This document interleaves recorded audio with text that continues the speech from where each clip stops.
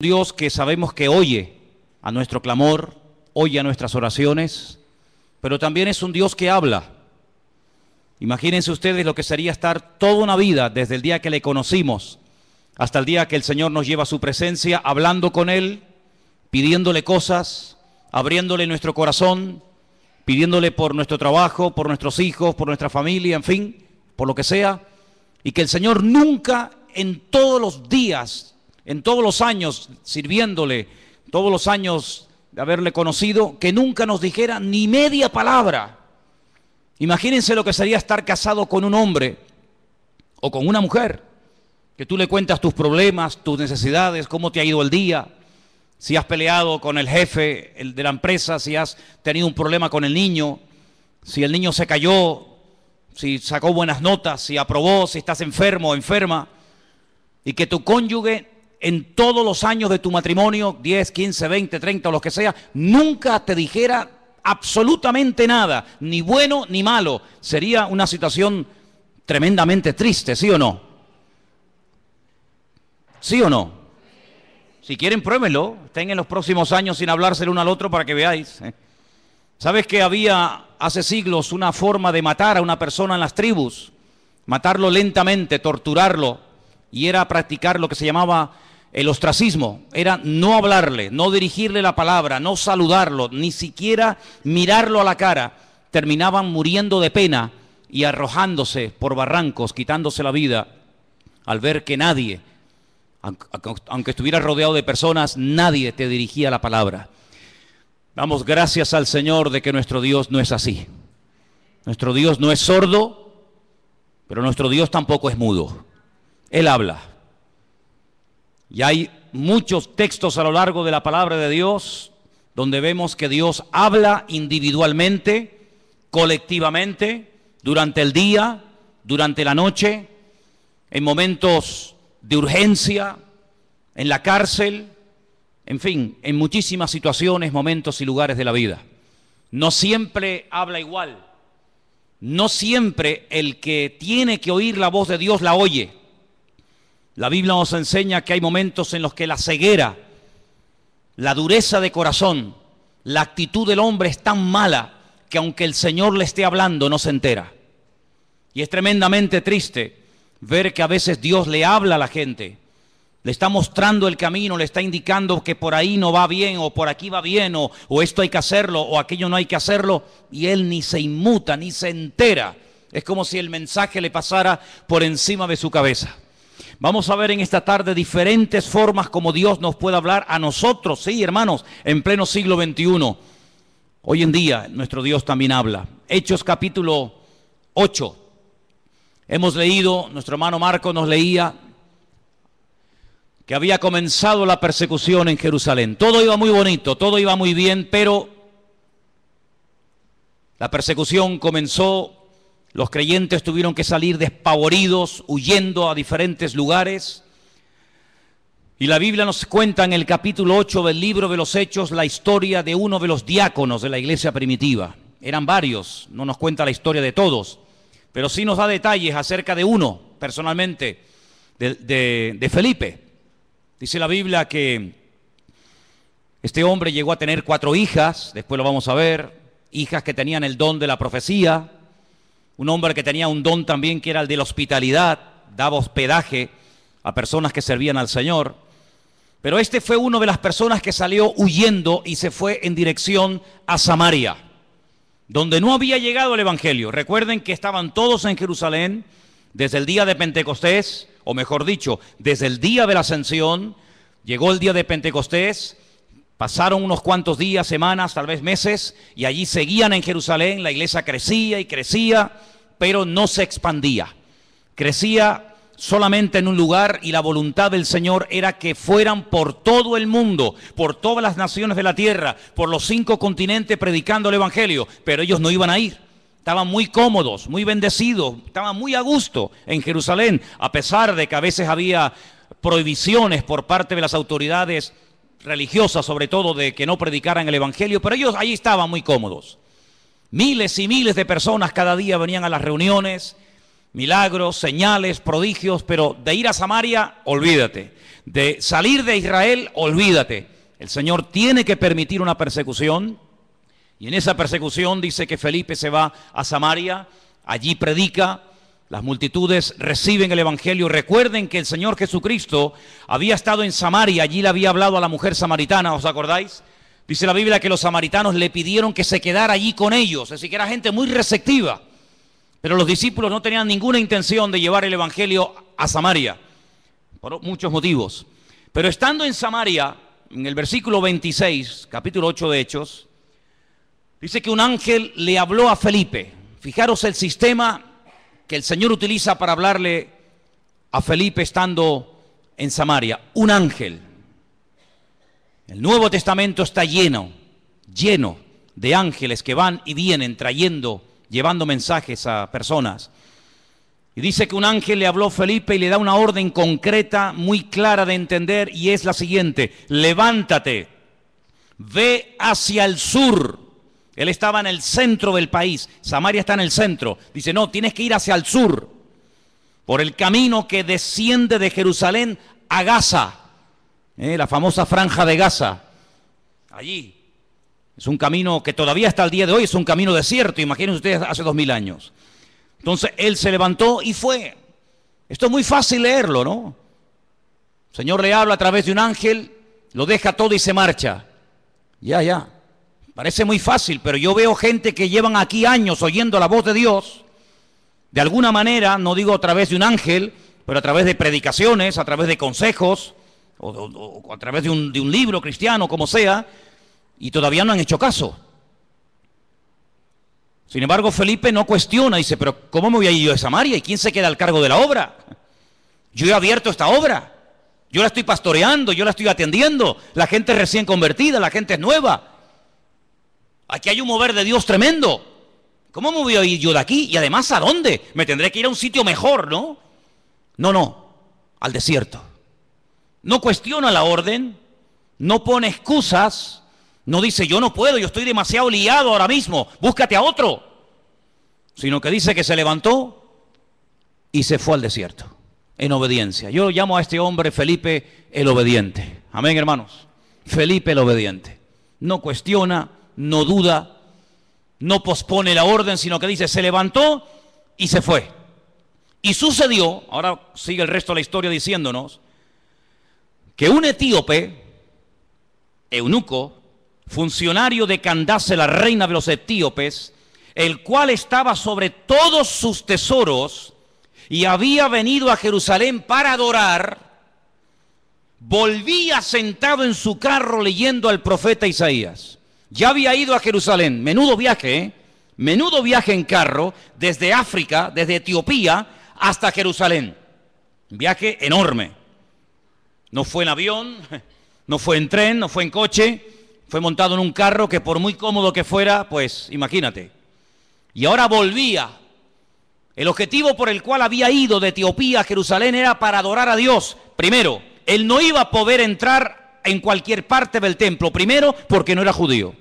Segundo, porque era eunuco. Y por otras muchas cosas más.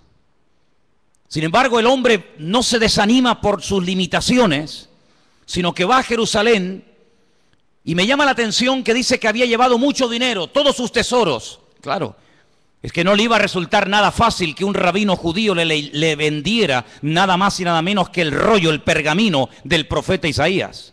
Eso le habrá costado una auténtica fortuna. Venderle a un extranjero, a un no judío, el libro del profeta Isaías, eso costaba una fortuna. Pero él volvía y dice que venía leyendo. Luego tuvo que aprender a leer en hebreo, porque él como etíope no hablaba hebreo.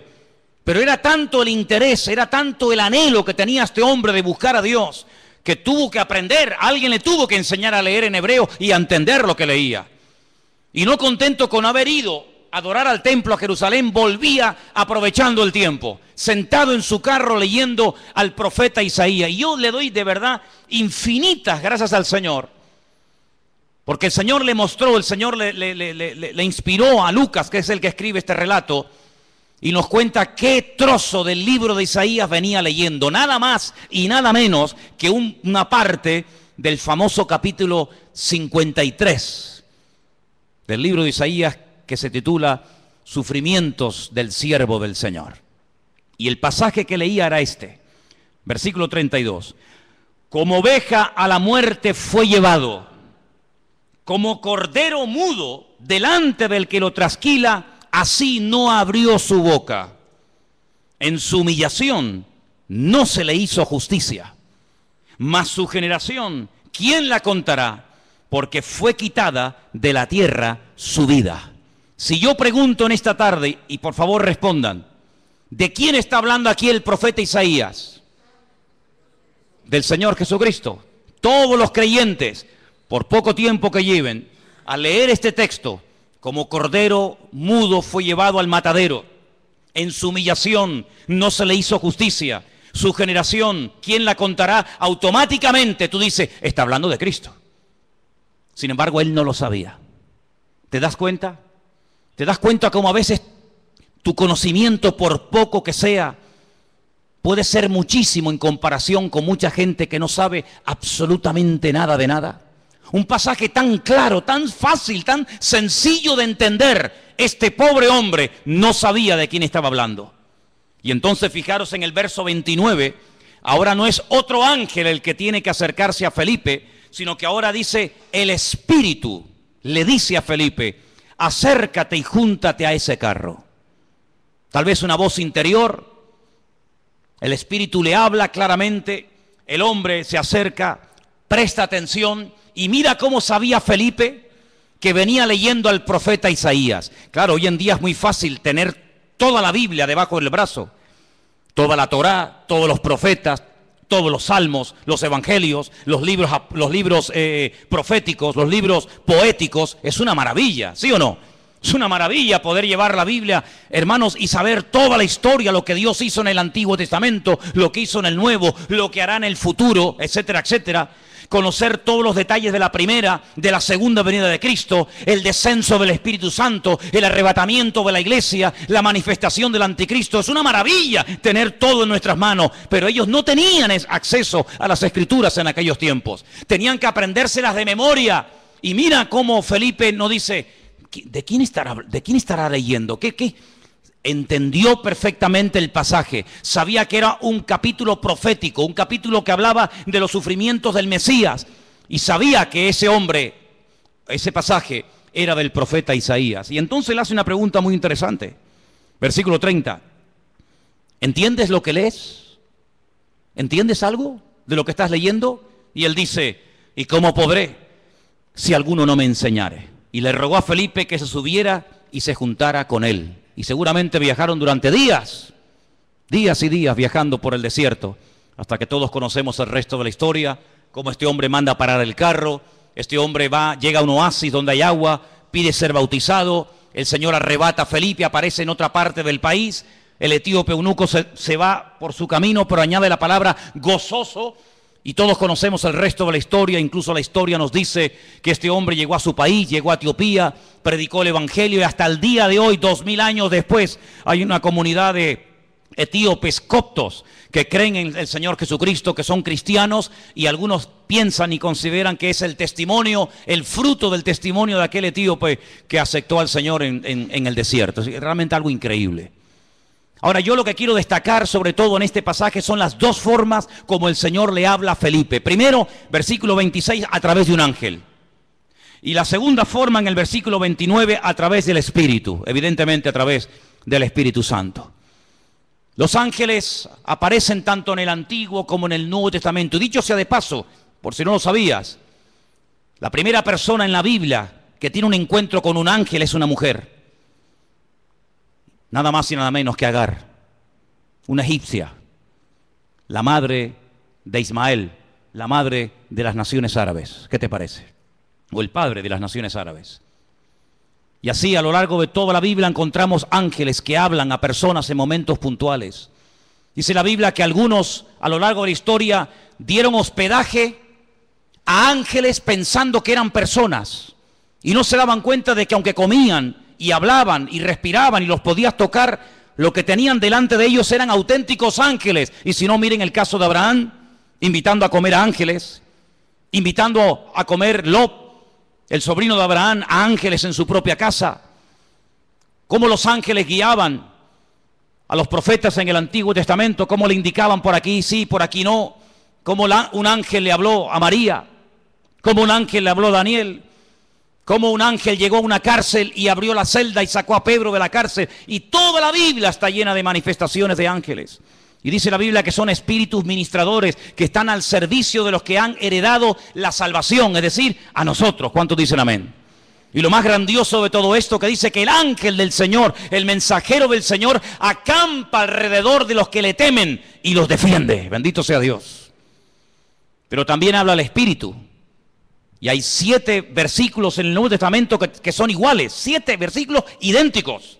El que tiene oídos para oír, oiga lo que el Espíritu dice a la iglesia. Están en las famosas cartas de Juan a las iglesias del Apocalipsis, ¿verdad? Allí al final de la Biblia. Si vamos a otro pasaje del Nuevo Testamento, en el capítulo 13, versículo 2, vemos que el Espíritu Santo no solamente habla a nivel personal a una persona, como el caso de Felipe, sino que también en un momento determinado, en un culto donde hay mucha gente, el Espíritu Santo puede hablar, incluso dar nombres propios, nombres de personas. Sí, ya sé que esto es muy delicado, no se puede así por la vida, ¿verdad? Inventando cosas, pero el Espíritu, fíjense cómo se mueve aquí en el libro de los Hechos de una forma tremenda. Hechos capítulo 13, verso 1. Dice que había en la iglesia de Antioquía, en esa iglesia había profetas y maestros. Qué bonito, ¿no? Profetas y maestros.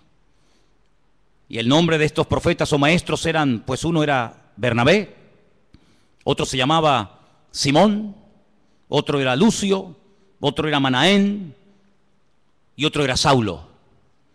Dice, ministrando estos al Señor y ayunando, dijo el Espíritu Santo, así claro, directo, contundente, apartadme a Bernabé y a Saulo para la obra a que los he llamado.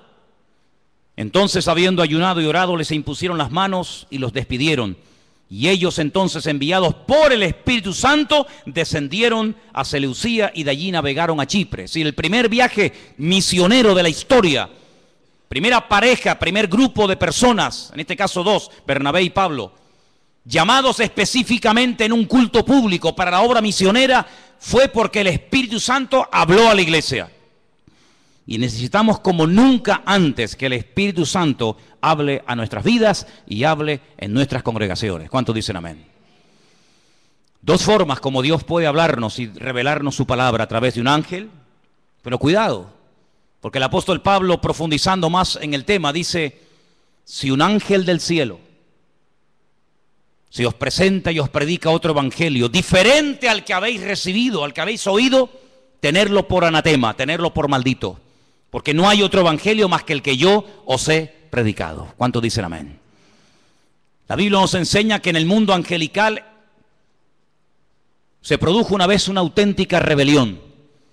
Porque Dios no creó a los ángeles como robots, incapaces de rebelarse, sino que vemos que antes de la rebelión, antes de la caída y desobediencia del hombre, ya previamente algunos, no todos, algunos de los ángeles ya se habían rebelado en contra del Señor. Es un misterio si todavía se pueden seguir rebelando o no. Lo dejamos ahí en puntos suspensivos. Pero Dios los creó con la capacidad de rebelarse en contra del mismísimo Creador y en algunos casos lo hicieron. Y por otra parte, el Señor Jesucristo dijo que cuando Él se fuera, Él le rogaría al Padre para que enviara a otro Consolador para que estuviera con su pueblo para siempre. Dice, y Él tomará de lo mío y os lo hará saber. Él os recordará todo lo que yo os he dicho. Él os enseñará lo que ha de venir. Por lo tanto, la iglesia tiene que afinar los oídos para oír la voz del Espíritu Santo hablando a su corazón. ¿Cuántos dicen amén? Pero hay otras formas como Dios puede revelarnos su voluntad. Capítulo 9 de Hechos, un poquito más adelante. Capítulo 9 nos relata la conversión de Pablo. Es el único personaje que en 3 ocasiones diferentes en el mismo libro nos cuenta su testimonio. Capítulo 9, capítulo 22 y capítulo 26. Interesantísimo, ¿eh? Qué conversión tan espectacular tuvo que ser la de este hombre. Qué impacto tan grande produjo la conversión de Saulo, que no se cuenta una vez ni dos, sino tres. Tres ocasiones contando su testimonio en tres lugares y circunstancias diferentes. En el capítulo 9, cuando el apóstol Pablo está recién, por así decirlo, impactado por el Señor, el versículo 10 dice: había entonces en Damasco un discípulo llamado Ananías, a quien el Señor le dijo en visión. Otra forma, el Señor le dijo en visión. No es algo que se inventó. No es algo que él dice, me parece que no. El Señor le habló claramente a través de una visión y le menciona por nombre. Le dice Ananías. Luego la visión no es para Juan, no es para Pedro, no es para Tomás, es para ti, para Ananías. Y él dice: heme aquí, Señor. Y el Señor le dijo: levántate y ve a la calle que se llama Derecha. Busca en casa de Judas a uno llamado Saulo de Tarso, porque él está allí orando. Sí, las instrucciones que le da el Señor son tremendas. No hay género de duda. No puede ir a cualquier parte. Es a la calle llamada Derecha, a una casa cuyo dueño se llama Judas. Y tiene que orar por un hombre que se llama Saulo, que además ha nacido en una región, en una colonia romana que se llama Tarso, y que está allí orando. Madre mía, como para equivocarte, hijo. Ha visto en visión a un varón llamado Ananías, que entra y le pone la mano encima para que recobre la vista. Ya Pablo sabía que el que iba a orar por él, el que le iba a ministrar, se llamaba Ananías. Es interesante esto, ¿eh? Podríamos hablar mucho acerca de cómo incluso el que va a recibir oración ya sabe quién va a ir a orar, a imponerle las manos para que recobre la vista. Así que fue una visión lo que el Señor le permite tener a Ananías. Que el Señor sabía que estaba allí, que en cualquier momento podía utilizarlo como instrumento para ir a orar por una persona que a priori Ananías dice: pero Señor, es un peligro, yo me juego la vida si voy a orar por este hombre. Porque dice Ananías, verso 13, Señor, hemos oído de muchos acerca de este hombre. ¿Cuántos males ha hecho a tus santos en Jerusalén? Este hombre es peligroso, este hombre no se anda con chiquitas. Y aún aquí tiene autoridad de los principales sacerdotes para aprender a todos los que invocan tu nombre. Y el Señor le da instrucciones y lo calma, ¿verdad? Y le dice: tranquilo, porque vas a orar por un hombre que va a ser un instrumento tremendo en mis manos. Este hombre va a llevar mi nombre en presencia de los gentiles y de reyes y de los hijos de Israel. Fíjate qué triple ministerio. Porque yo le mostraré cuánto le es necesario padecer por mi nombre, medida por medida, como dice el refrán. Él ha hecho padecer a mis santos, yo le haré padecer a él. Así como él hizo padecer a los demás, también él experimentará en carne propia lo que sufre un creyente cuando es perseguido, cuando es calumniado, cuando es encarcelado, cuando es torturado. Así como él lo hizo a los demás, yo permitiré que se lo hagan a él, para que él sepa también lo que sufrieron aquellos que recibieron su justo trato, ¿verdad? Así que ya vamos por tres formas diferentes. Vimos en el verso 26 un ángel, en el verso 29 el Espíritu Santo hablándole a Felipe. Ahora en el capítulo 9 vemos al Señor hablándole a través de una visión a un discípulo llamado Ananías en la ciudad de Antioquía. Si vamos, por ejemplo, al capítulo 17 del libro de los Hechos, versículo 10, fijaros qué interesante esta porción. Hechos capítulo 17, versos 10 y 11. Inmediatamente los hermanos enviaron de noche a Pablo y a Silas hasta Berea. Ellos, habiendo llegado, entraron en la sinagoga de los judíos. Y estos eran más nobles que los que estaban en Tesalónica, pues recibieron la palabra con toda solicitud, escudriñando cada día las Escrituras para ver si estas cosas eran así. Así que creyeron muchos de ellos y mujeres griegas de distinción, dice aquí, y no pocos hombres. La forma más tradicional, la forma más normal, como en el día de hoy a nosotros nos puede y nos debe de hablar el Señor, es a través de las Escrituras, a través de la palabra escrita del Señor. En ella vamos a encontrar las respuestas a todas nuestras preguntas. En ella vamos a encontrar ejemplos. En ella vamos a encontrar personajes que se encontraron en situaciones muy parecidas o similares a las tuyas. ¿Qué hacer en momentos de calumnia, de soledad, de enfermedad, de incomprensión? ¿Qué hacer cuando quiero agradar a Dios y me cuesta deshacerme de ciertas y determinadas ligaduras o obligaciones, entre comillas, que me impiden servir al Señor. En la Biblia vas a encontrar la respuesta a eso y a mucho más, más de lo que tú te puedes imaginar. Y por eso queda reflejado, queda plasmado en el libro de los Hechos que los hermanos de Berea eran personas, dice la Biblia, nobles. Porque dice que cada día escudriñaban después del mensaje si lo que Pablo les acababa de enseñar era realmente así o no era así. Eso es como si ahora al terminar el culto, yo cojo y me voy a casa y ustedes se reúnen aparte en este salón o por varios grupos y comienzan a debatir, comienzan a hablar entre ustedes diciendo, hermanos, pastor, esta tarde nos ha hablado de esto, ¿qué opinas? Pues oye, lo que ha dicho es cierto o no es cierto, o lo dice aquí o lo dice allá. Así hacían los hermanos de Berea.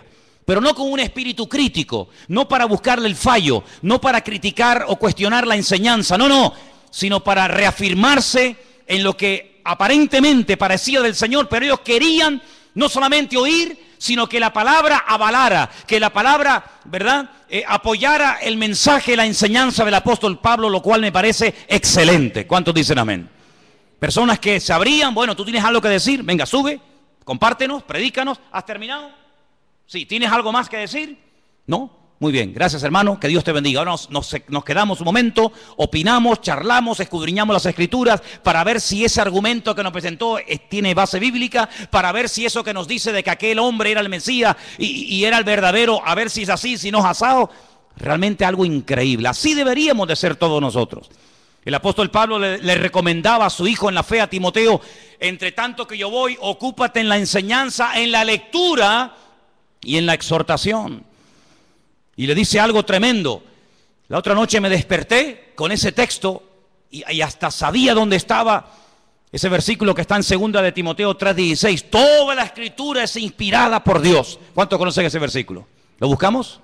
2 de Timoteo 3:16. Vamos a leerlo juntos, por favor. Versículo que deberían ustedes de aprenderse de memoria. Muy útil en estos tiempos. Dice así. 2 de Timoteo 3:16. Vamos a leerlo juntos.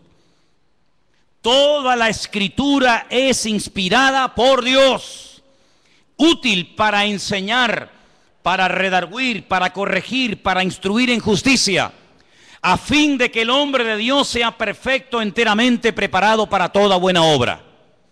Así que cuando usted busca ser instruido, ser enseñado, ser amonestado, ser confrontado, vaya a la palabra y la palabra le va a hablar. Si usted tiene una buena actitud, si usted verdaderamente quiere aprender, si usted verdaderamente quiere corregir cualquier error doctrinal, cualquier mala costumbre de su vida, vaya y a la luz, al espejo de la palabra de Dios, el Señor le va a hablar, porque la palabra dice que es útil y ayuda al que está empezando, ayuda al que lleva mucho tiempo, ayuda al que está pensando dar un paso de fe, ayuda al que está un poco decaído y no sabe qué hacer, ayuda al nuevo, al viejo, nos ayuda a todos. La palabra de Dios es tremendamente útil. ¿Cuántos dicen amén?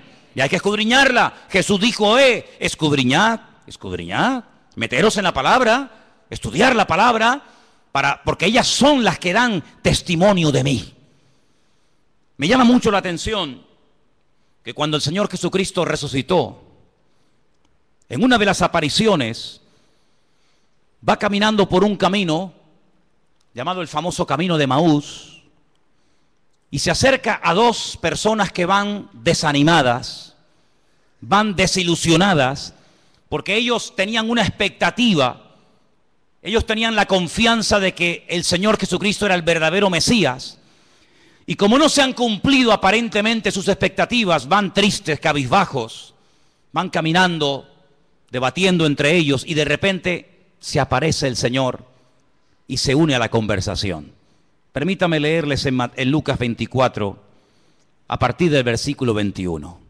Presten atención porque de verdad que es una porción tan interesante, tan edificante. ¿Qué hizo el Señor para levantar el ánimo? ¿Qué hizo el Señor para quitar la tristeza, la desilusión de los corazones de estos dos hombres sinceros que esperaban algo que aparentemente no se cumplió? Veamos. Lucas 24, versículo 21. Nosotros esperábamos que Él era el que había de redimir a Israel. Fíjate qué ilusionados estaban. Por fin ha llegado el Redentor, el Mesías. Esperábamos la redención de Israel. Y ahora, además de todo esto, hoy es ya el tercer día que esto ha acontecido. Parece como que por un momento les pasa por la mente el hecho de que Él había dicho que al tercer día resucitaría. Así que ya van 3 días, no lo hemos visto resucitado. No se cumplió la expectativa que teníamos en Él de que redimiría a Israel de la opresión del yugo romano. Volvería a ser instaurada la monarquía. Un descendiente de la casa del rey David nos traería la libertad. Por lo tanto, todas nuestras ilusiones y nuestros sueños se han venido abajo, se han roto. Versículo 22 dice, aunque también nos han asombrado unas mujeres de entre nosotros, las que antes del día fueron al sepulcro y como no hallaron su cuerpo, vinieron diciendo que también habían visto visión de ángeles, quienes les dijeron que Él vive.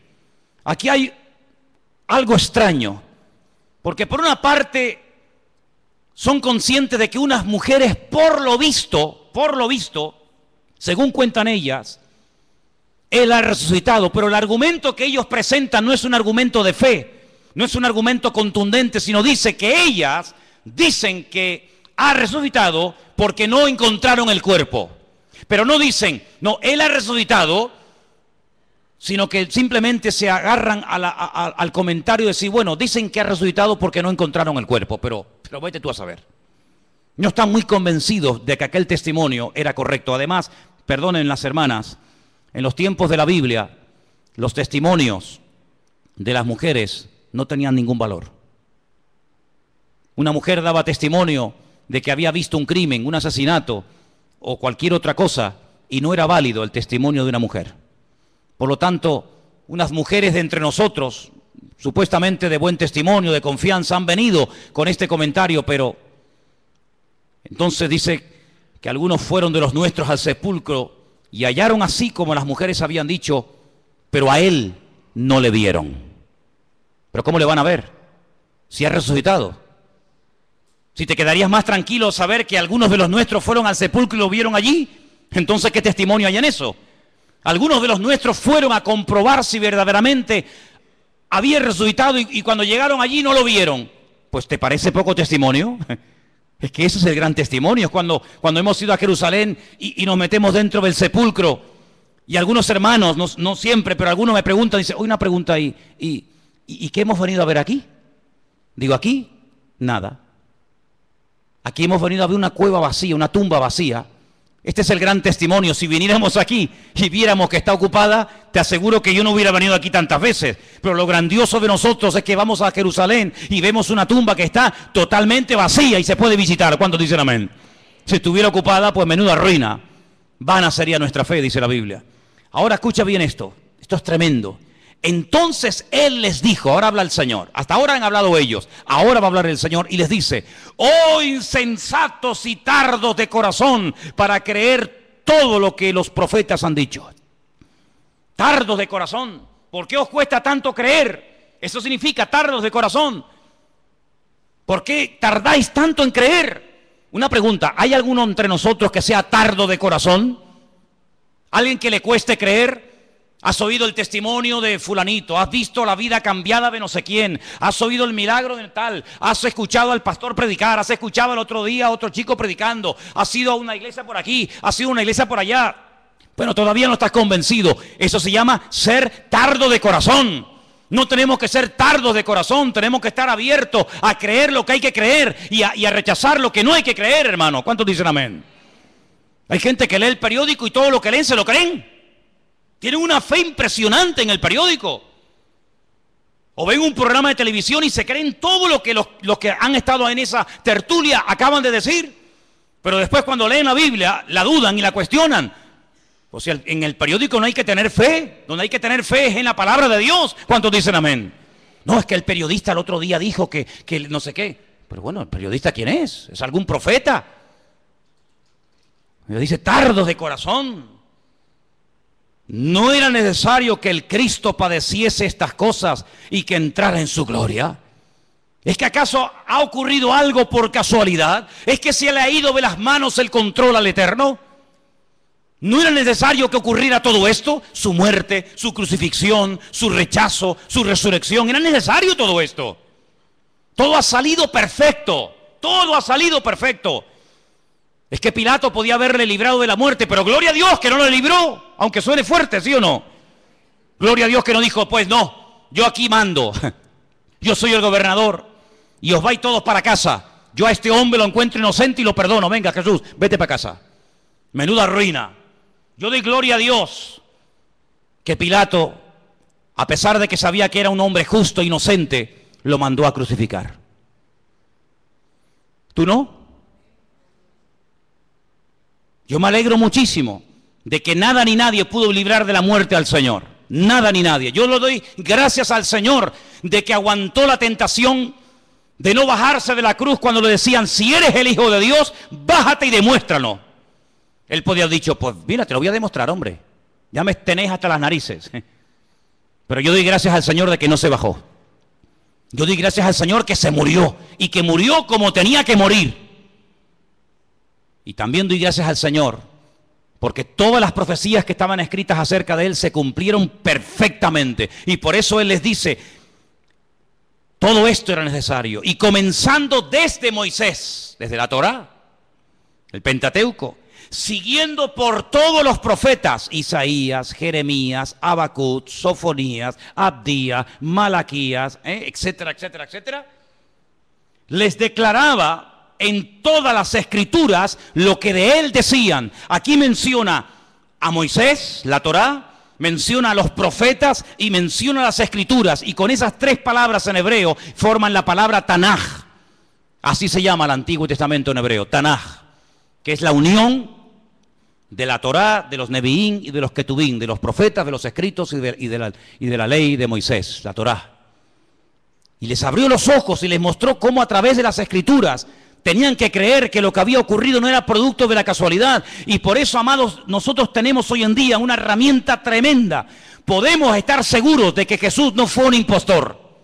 Podemos estar plenamente convencidos de que el Nuevo Testamento no es una historia inventada, de que Jesús no es un mito, un personaje histórico, pero que a la hora de la verdad no existió. Nosotros podemos tener la completa seguridad de que la palabra que tenemos en nuestra mano no ha sido ni tergiversada, no se la ha quitado, no se la ha añadido, es una palabra perfecta.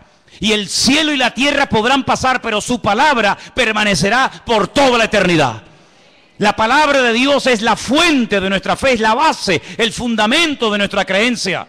Las profecías se cumplieron todas, no faltó ni una por cumplirse. Y no eran producto de la casualidad, sino que todo estaba bajo el control del Señor. Y hoy en día les digo, hermano, que ese Dios que controló la primera venida de Cristo tiene todo bajo su control, y todo lo que está ocurriendo porque Dios así lo está permitiendo. ¿Cuántos dicen amén? Porque ni una hoja de un árbol se cae sin permiso del Señor. Y cuando el Señor esté a punto de venir, y cuando tenga que manifestarse el anticristo, y cuando vengan los dos testigos, y cuando venga la señal de la bestia, y todo eso que hemos estudiado durante años, todo ocurrirá como tiene que ocurrir, porque la palabra de Dios es viva, es eficaz, y es verdadera, y es perfecta, y no se equivoca, y tenemos en nuestra mano el mejor regalo del mundo, la salvación y la palabra del Señor. ¿Cuántos dicen amén? Gloria a Dios por la palabra de Dios. Gloria a Dios, hermanos. Pues léanla, estúdienla, escudriñenla. Si alguien busca voluntad de Dios, métete en la Biblia, métete en la palabra, levántate temprano, acuéstate más tarde si quieres, y comienza a leer y a buscar por aquí y a buscar por allá, y seguro que el Señor te hablará tu vida, porque el Señor siempre habla a través de su palabra. Fíjate qué poder tan grande tiene la palabra de Dios, que hasta Cristo la usó para atacar al diablo cuando era tentado en el desierto de Judea. Podía haber usado cualquier otro argumento, ¿sí o no? Pero sin embargo, ¿qué hizo? Usar la palabra. Escrito está, escrito está, escrito está. Y con esas palabras desmanteló las tentaciones del diablo y pudo tener un ministerio eficaz, un ministerio victorioso, porque la palabra de Dios le da efectividad a nuestra vida. Bendito sea Dios. Así que hemos visto cómo los ángeles pueden ser en un momento determinado usados por el Señor para hablarnos. Vemos cómo también el Espíritu Santo puede hablar claramente en la iglesia o a nivel personal. Vemos cómo a través de una visión, a través de la palabra. Capítulo 21 del libro de los Hechos, hay algo muy interesante que aquí se menciona y aparece un personaje poco conocido,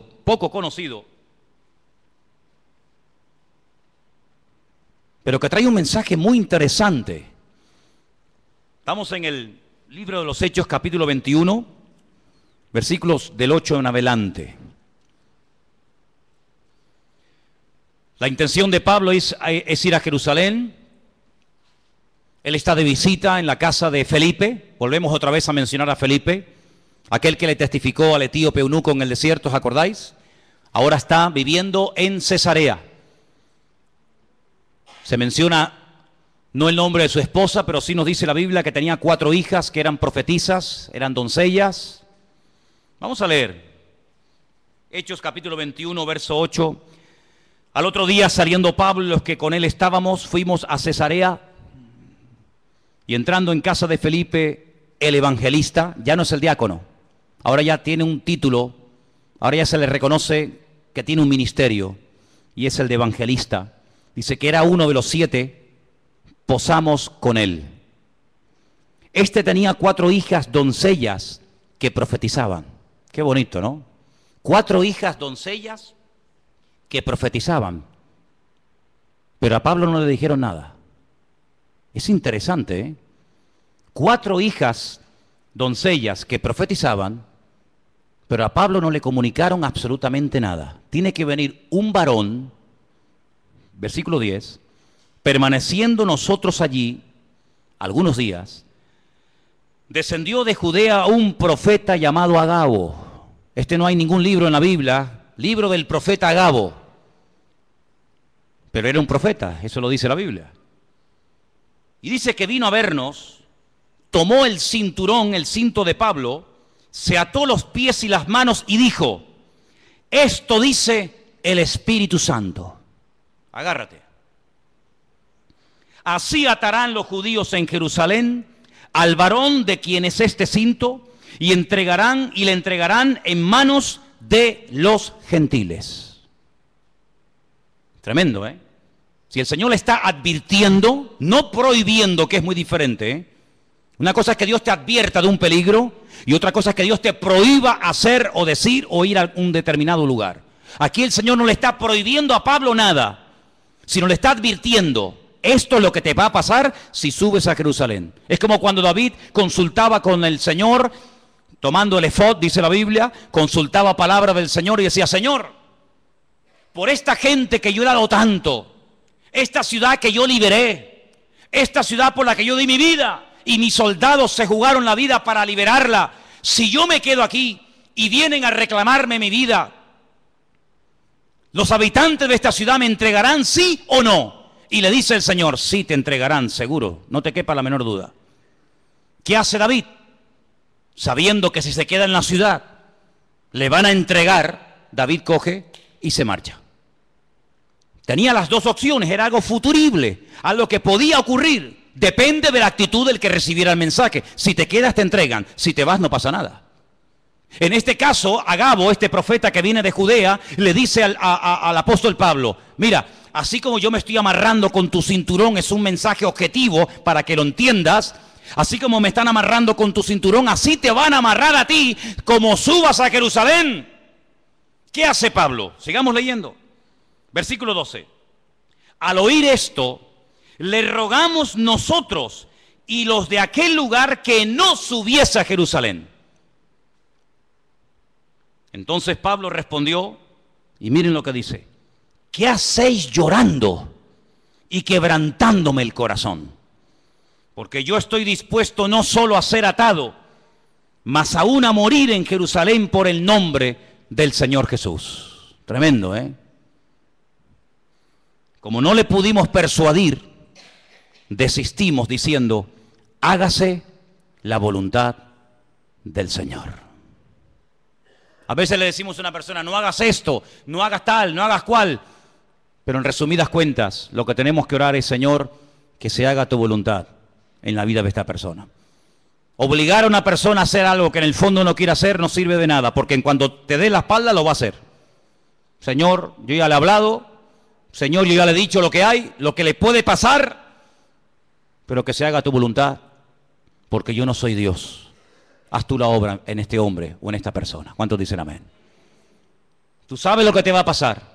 Te van a atar, te van a meter mano, lo vas a pasar mal. Te pedimos, por favor, hermano, que no subas. Yo no sé, y permítame dar una opinión personal, yo no sé si Pablo se equivocó. Yo no sé si Pablo tenía que haber sido más precavido y podía haber dicho, bueno, pues, ¿qué necesidad tengo yo de subir a Jerusalén?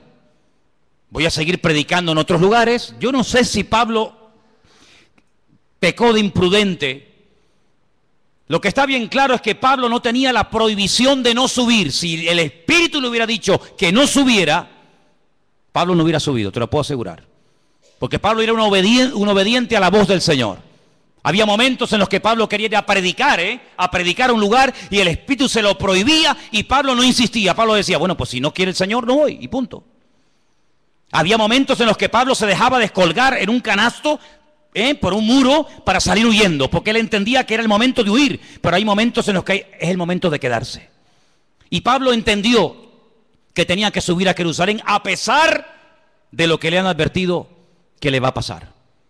Luego, aquí hay un mensaje profético personal en la vida de Pablo, que Pablo lo tiene en cuenta, pero por encima de esa palabra profética, por encima de esa palabra de advertencia, diríamos más bien, el apóstol Pablo decide subir y todos conocemos el resto de la historia. La vida de Pablo dio un giro total y absoluto a raíz de esa decisión de subir a Jerusalén. Sabemos todos, en fin, todo lo que se le vino encima. Dios puede hablar también, ¿cómo no? A través de palabras proféticas, sí, claro que sí. Pero Pablo, por encima de la palabra profética, y este era un profeta verdadero y genuino, por encima de esa palabra, pone el sentir de su corazón y su relación con Dios, y el argumento que presenta es este: no me estéis lloriqueando ni quebrantándome el corazón, porque quiero dejar bien claro que no solamente estoy dispuesto a que me aten y me torturen, sino estoy dispuesto incluso a dar mi vida, si hace falta, por la causa del Evangelio y por mi Señor Jesús. Lo tenía clarísimo en su vida. Así que hemos visto cómo los ángeles, el Espíritu Santo, a través de una visión, el Señor también con voz audible, como no, a través de profecías, pero también hemos visto muchas veces en la palabra de Dios que Dios habla a través de sueños, ¿sí o no? Muchas veces. El caso de José, el caso del otro José, el del Nuevo Testamento, que dice que dice la Biblia que el Señor le habló en un sueño, que tenía que aceptar a su mujer, que no lo había engañado, que no le había mentido, ¿verdad? Hay momentos en la Biblia en los que Dios habla a través de sueños. La Biblia dice que una de las señales de los últimos tiempos es que los ancianos tendrán sueños y los jóvenes tendrán visiones. Lo dice el profeta Joel en el capítulo 2. Los jóvenes tendrán visiones y los ancianos soñarán sueños. Y si quieres saber si eres joven o anciano, pues mira a ver qué estás. O estás teniendo visiones o estás teniendo sueños. Y ahí ya sabes por dónde van los tiros, ¿no? Pero dicho sea de paso, lo más importante de todo esto es siempre lo que la palabra de Dios termina como conclusión diciéndonos. Podemos tener sueños, podemos tener visiones, podemos tener un sentir. Alguien nos pudo decir por ahí no sé qué cosa, pero no te olvides que el Señor hoy en día, como habla a su pueblo y a su iglesia, es a través de su santa y bendita palabra. ¿Cuántos dicen amén? Es a través de la palabra de Dios que sabemos lo que tenemos que hacer. Y quiero terminar leyendo en Hechos capítulo 1. Hechos capítulo 1. Para que veáis cómo hay un texto que en aquellos días de espera, desde la ascensión de Cristo hasta que llega el día de Pentecostés, ellos están estudiando la palabra, ellos están analizando las Escrituras y llegan a un texto que dice lo siguiente, Hechos capítulo 1, versículo 20. Hechos 1, versículo 20. Esta palabra que vamos a leer, ellos la leyeron del Salmo 69. Salmo 69 dice así: está escrito en el libro de los Salmos, sea hecha desierta su habitación y no haya quien more en ella. Tome otro su oficio y tome otro su oficio. Ellos interpretaron por este versículo del Salmo 69, repito, ellos interpretaron que había quedado un vacío cuando Judas, uno de los discípulos, se ahorcó y se quitó la vida. Ellos entendieron que según este salmo había que nombrar a otros. Ahora, cuidado, ellos recurren a la palabra, ellos saben que el Salmo 69 dice que, da a entender indirectamente que Judas se suicidaría, que Judas se quitaría de en medio, que otro tendría que ocupar su lugar, pero interpretan mal la palabra. Ellos hacen una votación, ellos dicen, bueno, fulanito o menganito. Dice que echaron suertes, la suerte cayó sobre un discípulo fiel que había estado con ellos desde el principio, llamado Matías. Ellos deciden que Matías sea el que ocupe el lugar de Judas, el que sea ahorcado, pero nosotros sabemos por la historia bíblica que así no se mueve el Señor. Hemos visto cómo Dios habla por sueños, por visiones, por profecías, por la palabra, el Espíritu Santo, pero nunca a través de la suerte. Nunca a través de echar suertes. Será fulano, será mengano, no. Ese sistema es un sistema humano, no es un sistema divino. Y aquí de lo que se trata no es de adaptar, no es de utilizar los sistemas humanos para saber la voluntad de Dios, sino de descubrir los sistemas de Dios para hablarle a los seres humanos. ¿Cuántos dicen amén? Sí, Dios suplirá todas vuestras necesidades. ¿Quién suplirá nuestras necesidades? Dios. ¿Qué dice Filipenses 4:19? ¿Alguien lo sabe de memoria? ¿Alguien sabe Filipenses 4:19 de memoria? Mi Dios, pues, suplirá todas vuestras necesidades conforme a su riqueza en gloria en Cristo Jesús. Mi Dios suplirá. ¿Quién suplirá las necesidades de un pastor? ¿Quién? ¿Quién suplirá las necesidades tuyas como oveja? ¿Quién suple las necesidades de la iglesia? Mi Dios. ¿Sí o no? Dígalo fuerte. Mi Dios suplirá mis necesidades. Pero vamos a comprar la lotería por si acaso. Vamos a ver.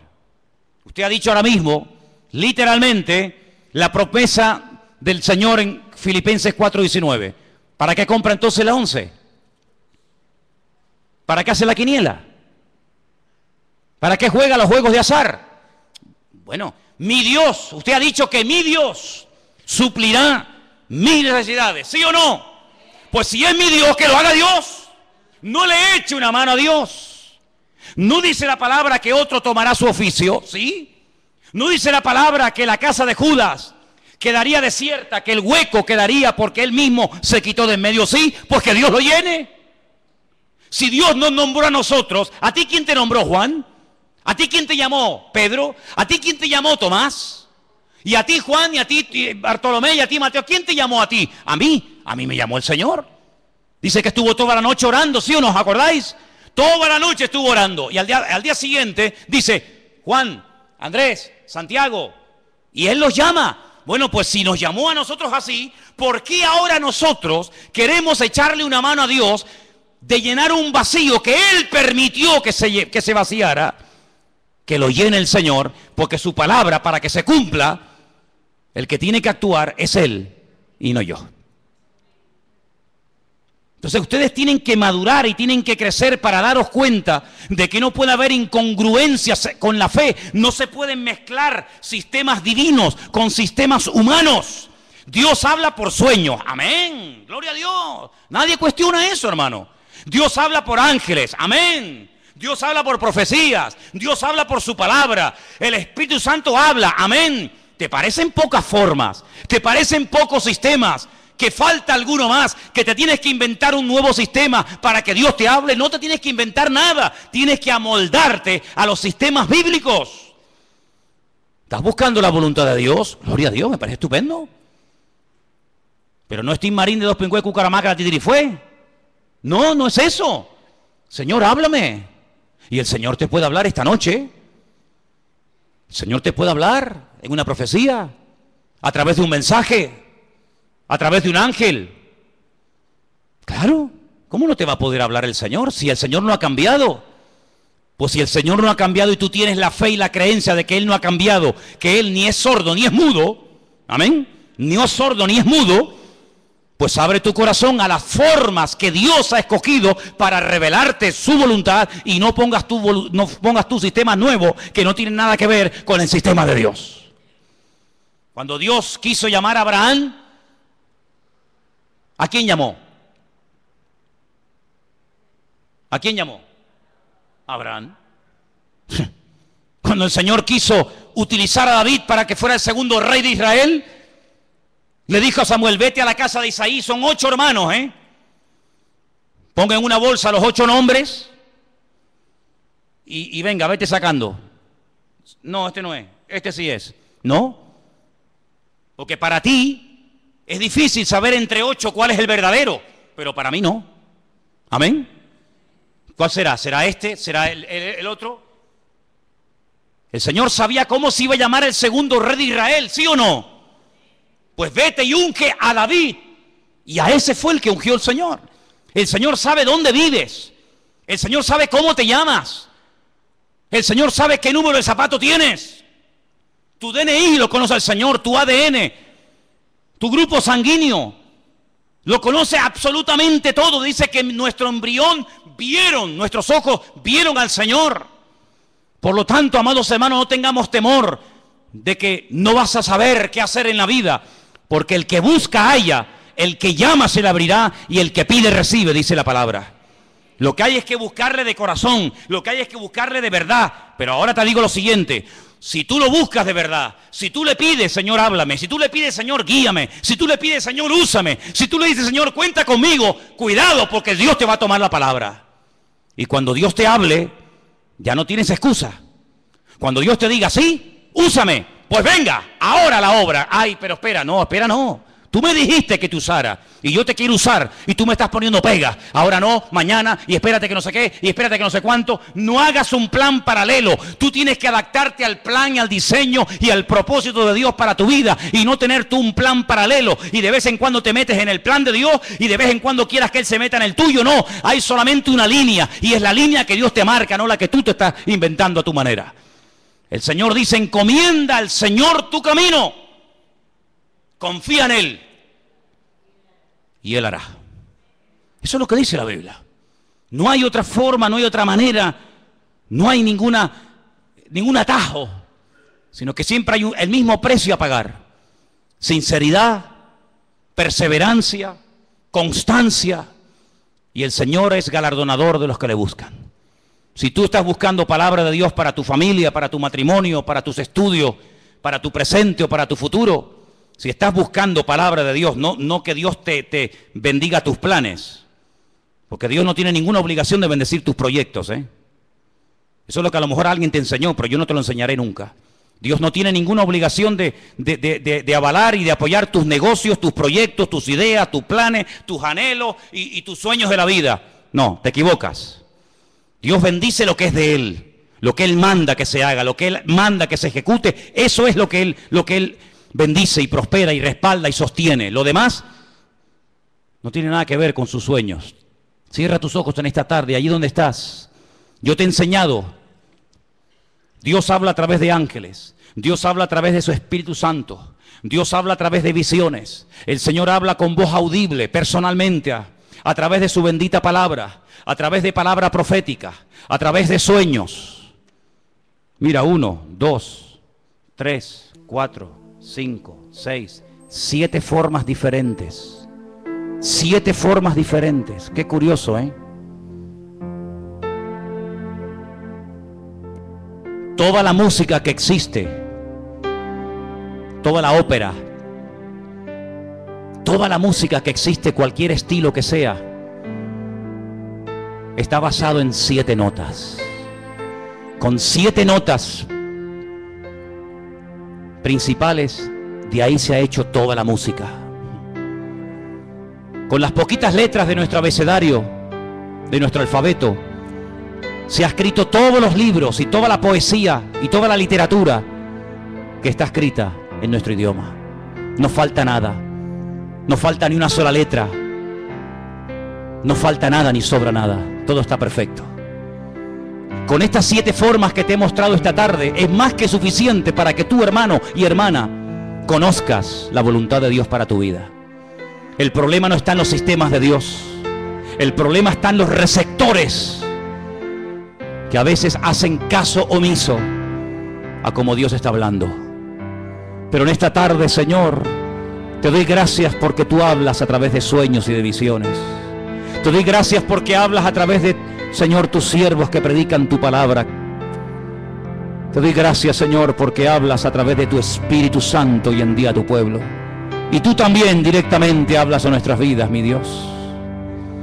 Te doy gracias, Señor, porque tú hablas de tantas y tantas formas y maneras.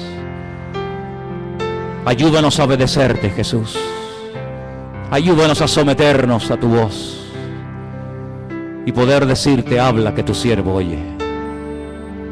Señor, habla durante la noche, habla durante los sueños y el descanso, habla de día, habla al joven y al niño, habla al casado y a la soltera, Señor, pero no pares de hablar a tu iglesia, Dios.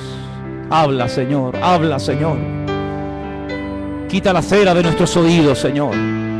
Quita los tapones de nuestros oídos para que podamos discernir la voz, el silbo apacible de nuestro Dios en medio de la tormenta de la vida. Habla, Señor, habla, Señor. Sopla, Espíritu Santo, sobre tu pueblo en esta tarde, Dios mío. Renueva, Señor, el anhelo de agradarte, de servirte. Habrá algo más glorioso que servirte a ti.